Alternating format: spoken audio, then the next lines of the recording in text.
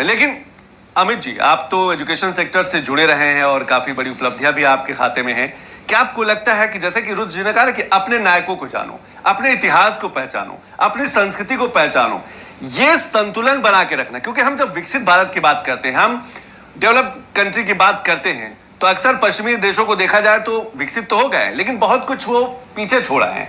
इसमें संतुलन बनाने की जरूरत है और बनाया भी जा सकता है, और शायद उस तरफ प्रयास भी किए जा रहे हैं।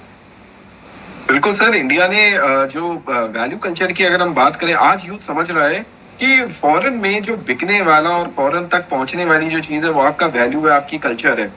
कल्चरल इंटीग्रेशन और कल्चरल डेवलपमेंट से आप बहुत कुछ बदल सकते हैं। और अगर देखा जाए तो जो भी डिमांड ग्लोबल लेवल पर रेज होती है, आज हम लोग क्यों कहते हैं कि हम ऑर्गेनिक की तरफ बढ़ रहे हैं, आज हम क्यों कहते हैं कि नहीं हमें सस्टेनेबिलिटी लानी है, आज हमें क्यों करना है कि नेचर प्रोटेक्शन की बात करनी है। भारत का उद्देश्य और भारत की वैल्यू यही तो रही है।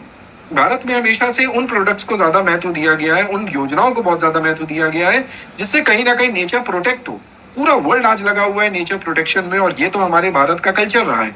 हम पहले सिखाते थे कि किसी भी चीज को नुकसान मत करो, एनवायरमेंट को नुकसान करना तो हमारी पॉलिसी में ही कभी नहीं रहा है।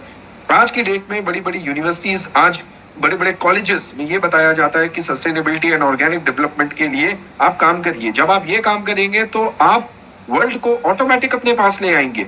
एजुकेशन सेक्टर में सबसे बड़ा रिसर्च प्रोजेक्ट जो आ रहे हैं वो आ रहे हैं आपकी नेचर सस्टेनेबिलिटी पर, वो आ रहे हैं आपकी कल्चरल अपग्रेडेशंस पर। और यही बहुत बड़ा रीजन है कि पूरा का पूरा वर्ल्ड इंडिया को एक आने वाले वक्त में एक लीडर के तौर पर देखता है। हमारे यूथ में यही एक कमी रही थी, जो पहले भी हम देखते थे कि उन्होंने टेक्नोलॉजी और इंडस्ट्रियलाइजेशन की तरफ बढ़े। इंडस्ट्रियलाइजेशन विद सस्टेनेबिलिटी का जो कॉन्सेप्ट है वो सिर्फ इंडिया ने दिया। जब इस गवर्नमेंट ने ये प्रमोट किया कि जब एक भी प्रोडक्ट हमारा जब ग्लोबल लेवल पर जाकर वहां पर स्टैंड लेता है और उस तरीके के डेवलपमेंट को देता है, तो हमें पता चलता है कि इंडिया की जो कल्चरल वैल्यूज और स्ट्रेंथ थी वो कितनी ताकतवर है। हमें लगता है ये जो स्कॉलरशिप है लगातार मिल रही है, हमें लगता है कि आपको भी बड़ी मदद पहुंचाई होगी लकाई पीएचडी करने में।